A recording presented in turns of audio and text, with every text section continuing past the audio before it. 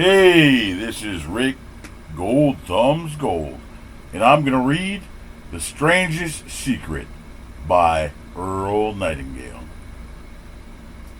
Doing it for myself, and if you like it, I'm doing it for you. Stay tuned for this great book that I guess has changed many lives, including mine. The Strangest Secret by Earl Nightingale.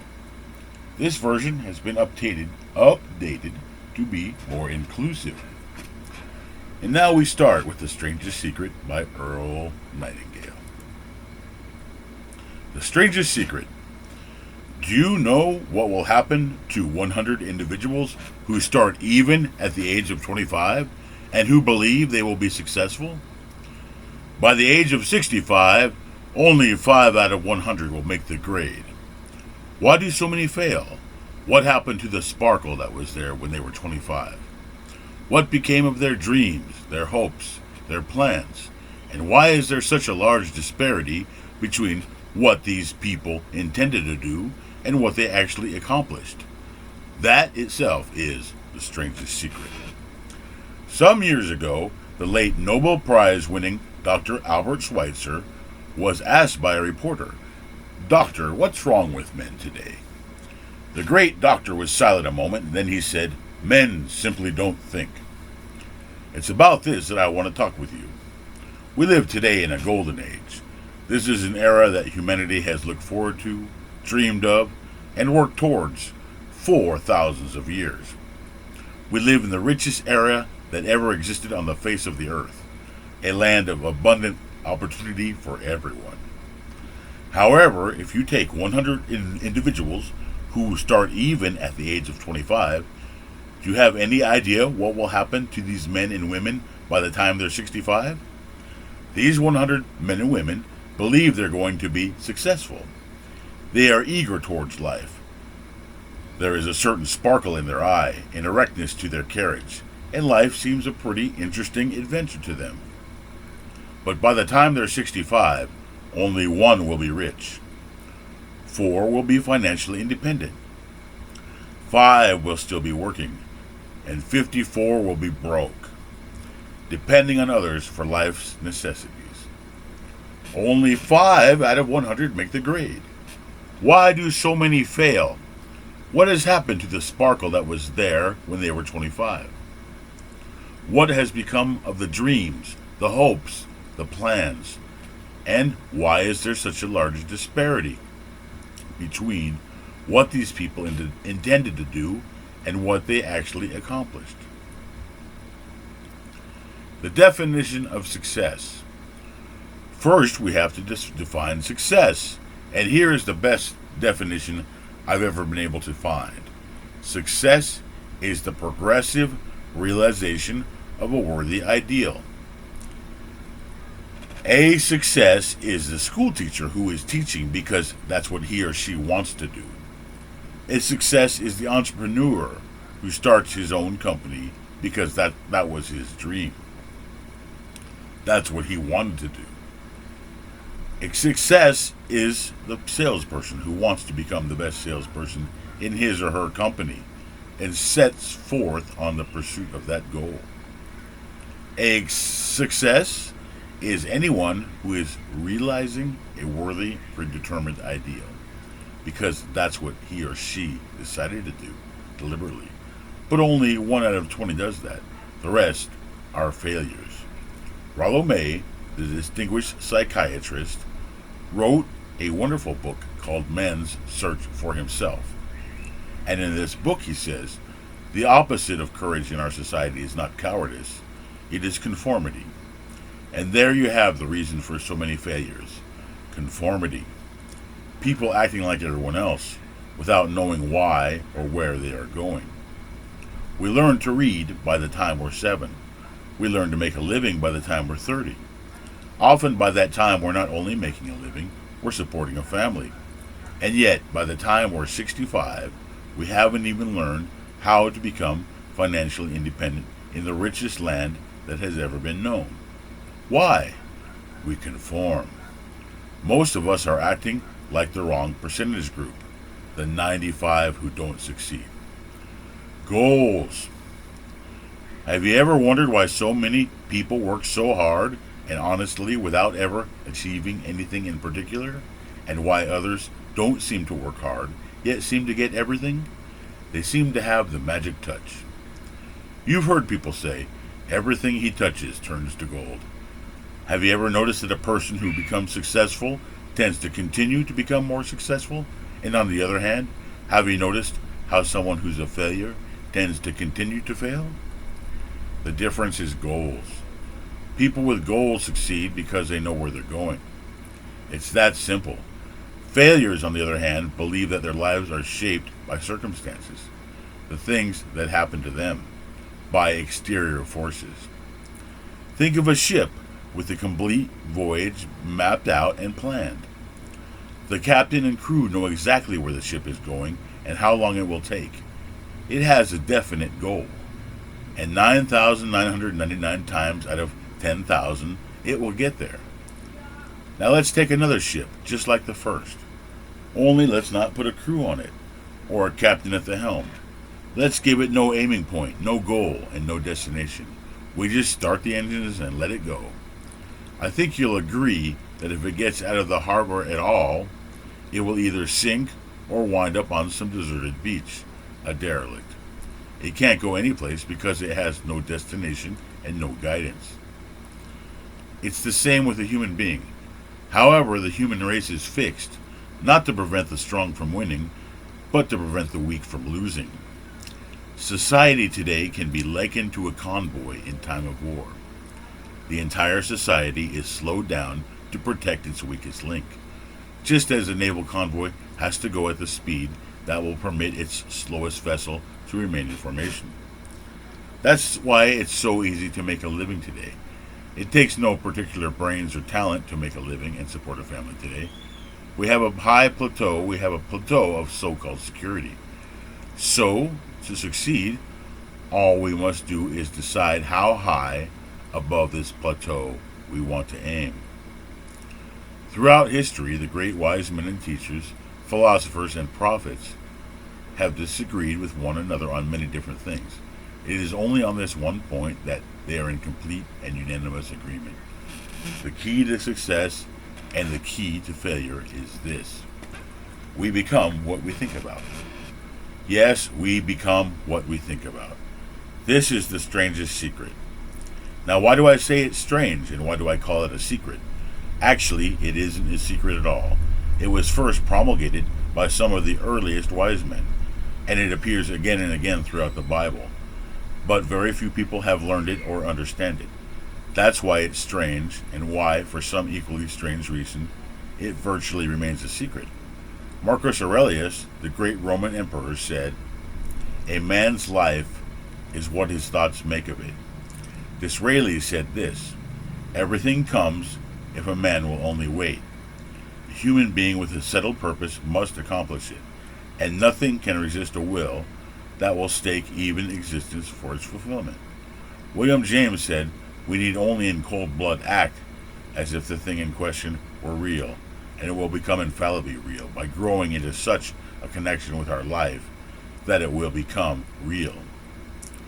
It will become so knit with habit and emotion that our interest in it will be those which characterize belief."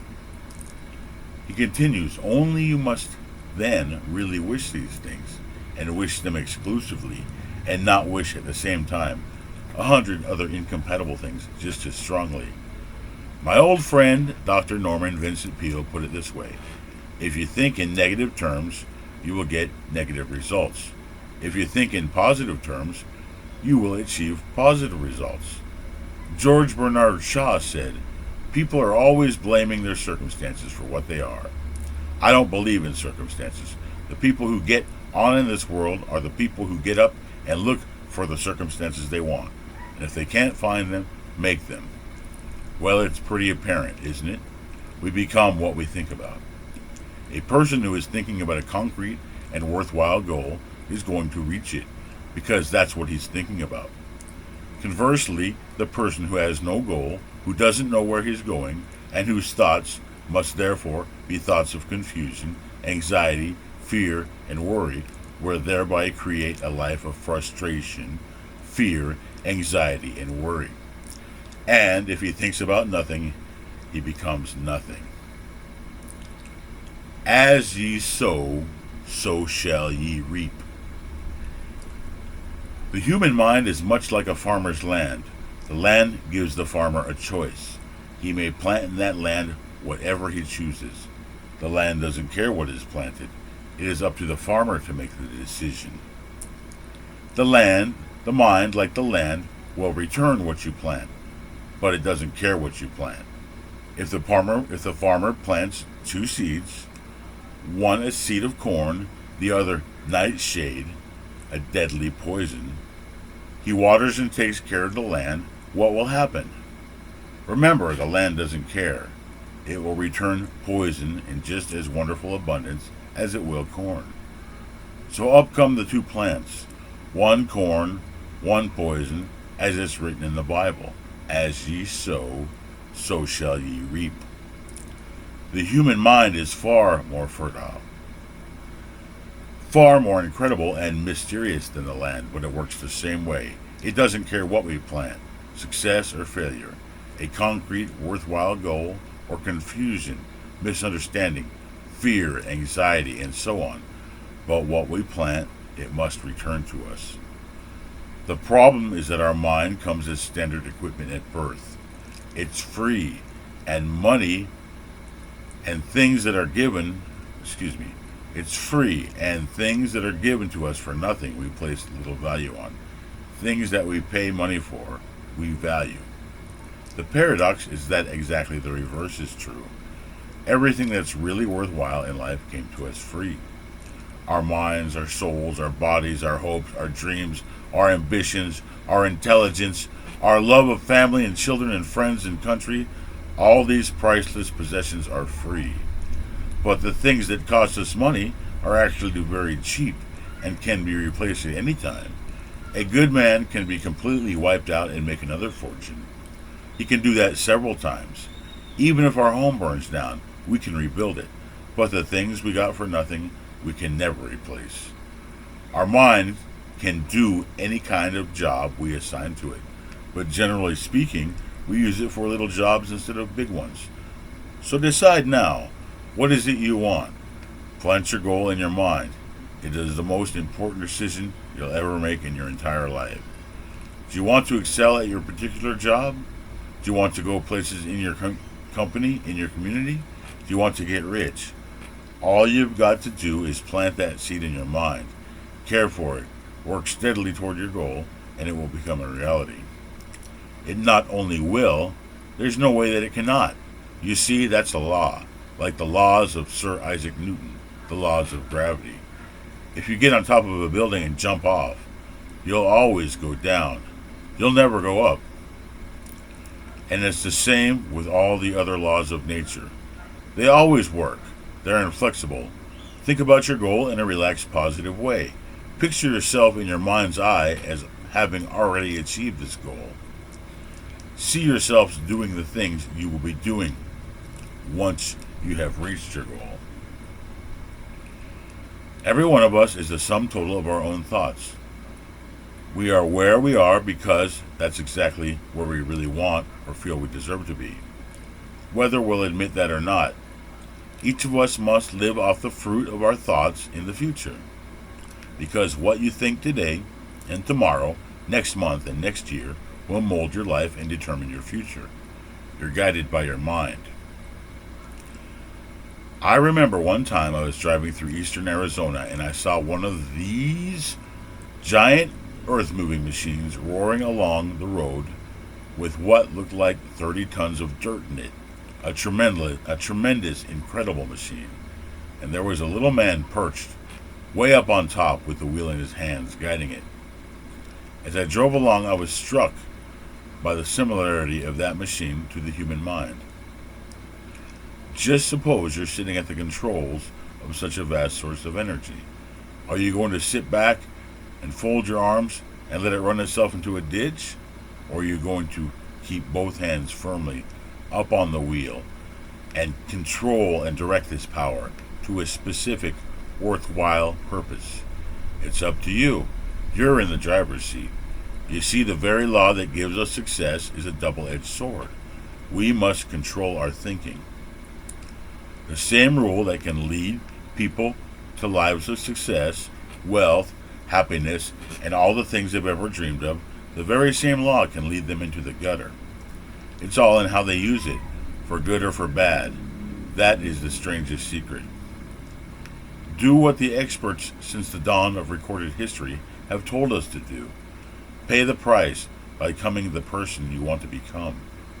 It's not nearly as difficult as living unsuccessfully. The moment you decide on a goal to work towards, you're immediately a successful person. You are then in that rare group of people who know where they're going. Out of every 100 people, you belong in the top 5. Don't concern yourself too much with how you're going to achieve your goal. Leave that completely to a power greater than yourself. All you have to do is know where you're going. The answer will come to you of their own accord and at the right time. Start today. Start today. You have nothing to lose, but you have your whole life to win. Here's the 30-day action plan for putting the strangest secret to work for you. For the next 30 days, follow each of these steps every day until you have achieved your goal. Write on a card what it is you want more than anything else. It may be more money. Perhaps you'd like to double your income or make a specific amount of money. It may be a beautiful home. It may be success at your job. It may be a particular position in life. It could be a more harmonious family. Write down on your card specifically what it is you want. Make sure it's a single goal and clearly defined. You needn't show it to anyone, but carry it with you so that you can look at it several times a day. Think about it in a cheerful, relaxed, positive way each morning when you get up, and immediately you have something to work for, something to get out of bed for, something to live for. Look at it every chance you get during the day and just before going to bed at night. As you look at it, remember that you must become what you think about. And since you're thinking about your goal, you realize that soon it will be yours. In fact, it's really yours the moment you write it down and begin to think about it. Stop thinking about what it is you fear. Each time a fearful or negative thought comes into your mind, replace it with a mental picture of your positive and worthwhile goal. And there will come a time when you'll feel like giving up. It's easier for a human being to think negatively than positively. That's why only 5% are successful. You must begin now to place yourself in that group. Act as though it were impossible to fail, Doretha Brand said. No matter what's your goal, if you've kept your goal before you every day, you'll wonder and marvel at this new life you've found. Your success will always be measured by the quality and quantity of service you render. Most people will tell you they want to make money without understanding this law. The only people who make money work in a mint. The rest of us must earn money. This is what causes those who keep looking for something for nothing or a free ride to fail in life. Success is not the result of making money. Earning money is the result of success, and success is in direct proportion to our service. Most people have this law backwards. It's like the man who stands in front of the stove and says to it, "Give me heat, and then I'll add the wood." How many men and women do you suppose there are today who take the same attitude towards life? There are millions. We've got to put the fuel in before we can expect heat. Likewise, we've got to service got to be of service first before we can expect money. Don't concern yourself with the money. Be of service. Build, work, dream, create. Do this and you'll find there is no limit to the prosperity and abundance that will come to you. Don't start your test until you've made up your mind to stick with it. If you should fail during your first 30 days, by that I mean suddenly find yourself overwhelmed by negative thoughts, simply start over again from that point and go 30 more days. Gradually your new habit will form until you find yourself one of the wonderful minority to whom virtually nothing is impossible. Above all, don't worry. Worry brings fear, and fear is crippling. The only thing that can cause you to worry during your test is trying to do it all by yourself. Know that all you have to do is hold your goal before you. Everything else will take care of itself. Take this 30-day test, then repeat it. Then repeat it again. Each time it will become more a part of you until you wonder how you could ever have lived any other way. Live this new way, and the floodgates of abundance will open and pour over you more riches than you may have dreamed existed. Money? Yes, lots of it. But what's more important, you'll have peace. You'll be in that wonderful minority who lead calm, cheerful, successful lives. Start today. You have nothing to lose, but you have a life to win. I think it actually says, but you have your whole life to win. We'll just check into that. This is different than my recording. I have the original recording of Mr. Earl. Anyway, this has been Eric, and thank you for listening.